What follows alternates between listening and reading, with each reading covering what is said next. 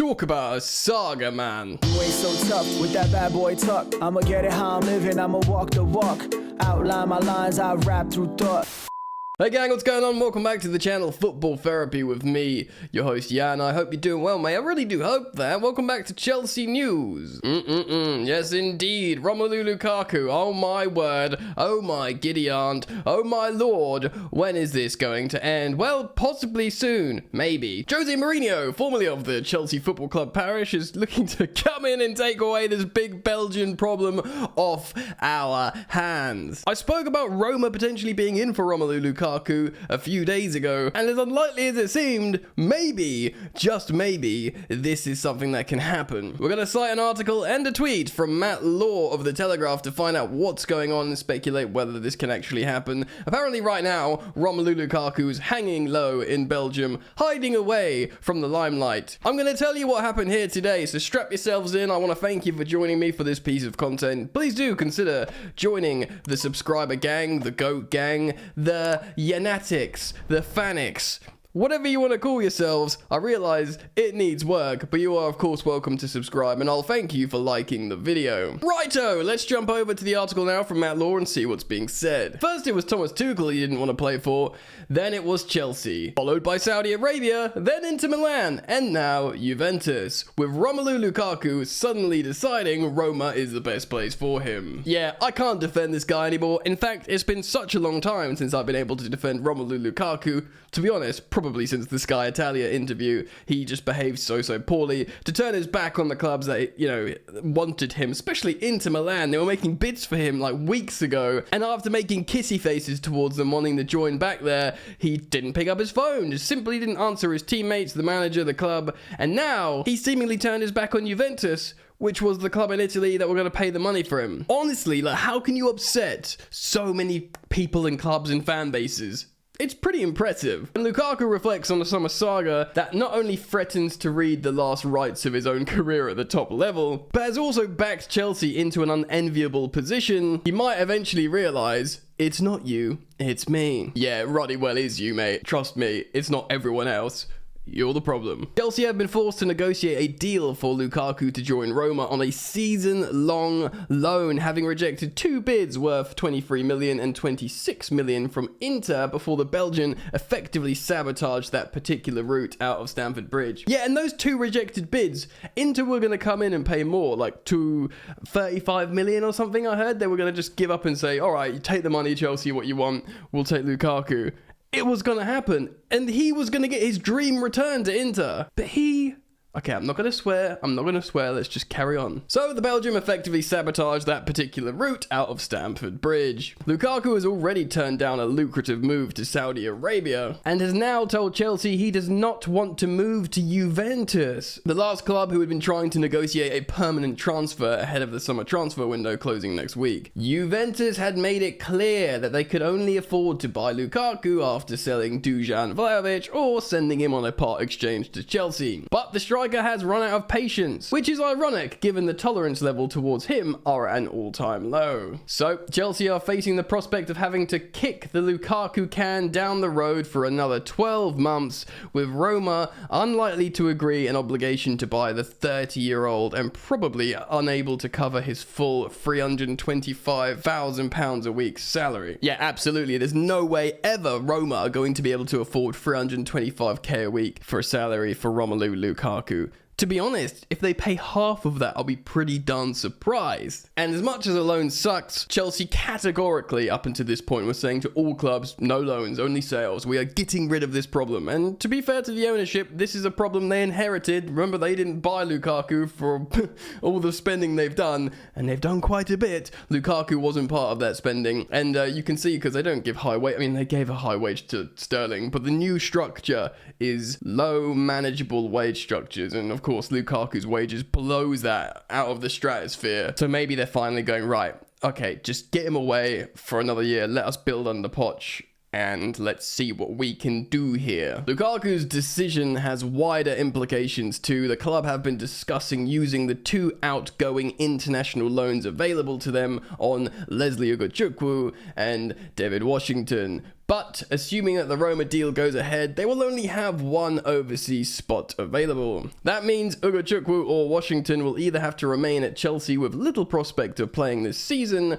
or co-sporting directors Paul Winstanley and Lawrence Stewart will have to act quickly to find a domestic loan for one of the pair. Yeah, I think that's not that stressful. I think you send Washington on a European loan somewhere and you keep Leslie Ugachukwu. I mean, I think he came off the bench and featured. Hasn't he featured in one of the previous 2 games before off the bench, possibly? Regardless, it's a central defensive midfielder that Pochettino probably would try and use to see off games, and probably try and use in, you know, maybe Wimbledon or other cup games. There's a chance that he'll get minutes maybe, and as a youngster that's good, and if he does well off the bench, who knows, if an injury comes in he might get a start. So for me, that's probably the most sensible scenario. Chelsea's decision to send Andre Santos on loan to Nottingham Forest for the season may point towards fellow midfielder Ugachukwu now staying at the club. Exactly, Matt Law, just what I was saying.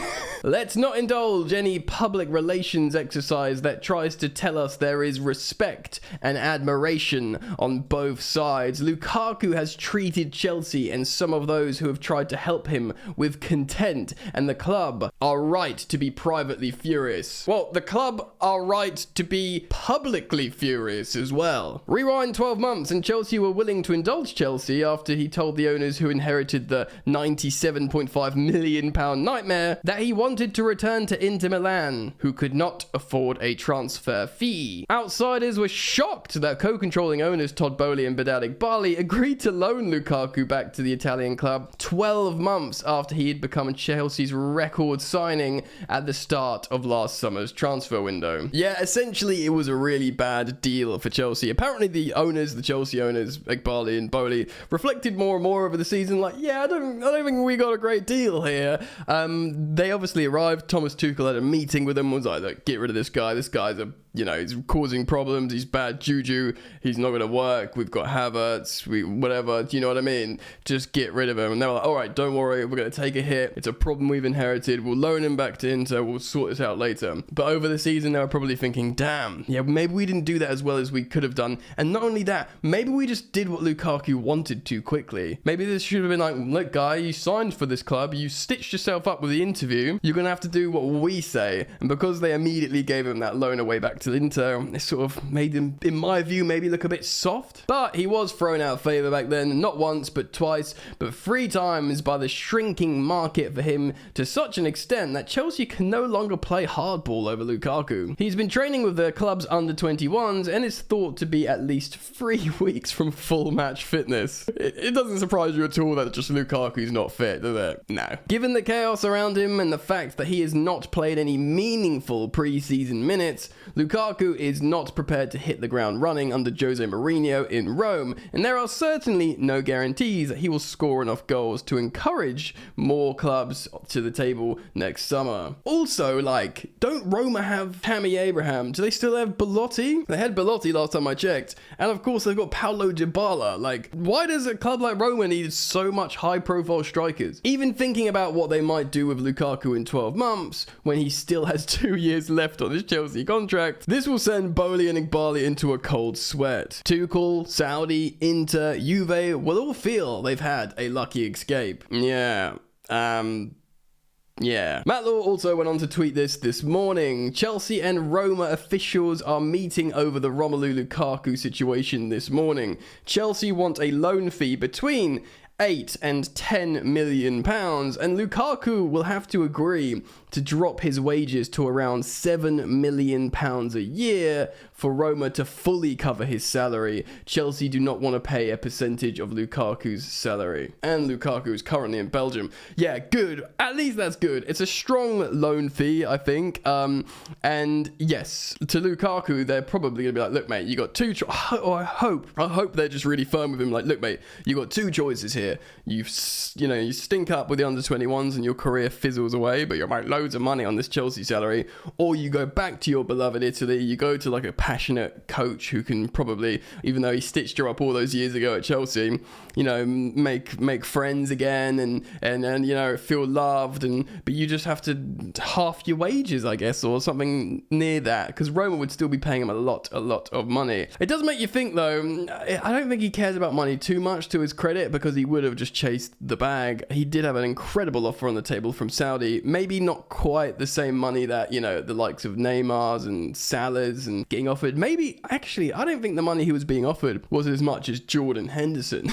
So maybe the fragile ego of Romelu Lukaku was hit to be like, if I'm not going to get paid as much as Jordan Henderson, I ain't going, baby. Roma, I don't know, I guess it makes sense, doesn't it? They are a massive club, they've got an amazing fan base, and he will feel loved out there. And if there's one thing we know about Romelu Lukaku, he needs to feel loved so that he can perform, I guess, so he gets the best out of him. And that's what he's had at Belgium, that's what he had originally the first time round at Inter with Antonio Conte. So yeah, I kind of see it. I'm pleased Chelsea are just not willing to pay his wages and get some, fairly decent loan fee there. Look, if we get I don't think we're going to get 10 million quid, but if we get 8 million pounds loan fee and absolve ourselves of his wages for a campaign and the story of Romelu Lukaku for another 12 months, that makes sense, I guess, ultimately. And it gets, like a side note, a sort of side narrative, it would be kind of interesting to see how he does out in Serie A playing for Roma and Jose Mourinho. It is kind of box office. Does he play up front with Tammy Abraham? I know Tammy got an injury, didn't he? So maybe that's why. But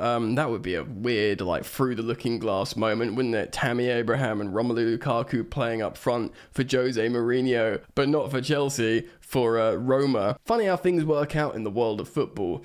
Anyway, this is a good piece of news for me as far as I'm concerned, because should this get done, you can just sort of forget about it for another year. I know it is kicking the can down the road, but you hope by next summer we just finally sort it out and sell him one way or another. The owners will be thinking of other things now. Of course, we've got our own super striker in Nico Jackson, who looks the part, really, in the Premier League. He looks like everything Romelu Lukaku isn't, actually, in terms of his mobility, his link-up play, his work rate. I saw the stat that he's got the highest off-the-ball runs in the Premier League of more than any other player. And he just looks super, super fit and athletic. Both him and Sterling look incredibly fit and athletic, actually. So that bodes really, really well. So Chelsea don't have a striker problem, I think. I don't think, Pochettino has confirmed yet again that Chelsea aren't in for a striker at number 9. We're in for someone an attacking mid who can play the position sort of in behind. Kind of an Nkunku replacement, really, especially now Chukwuemeka's injured.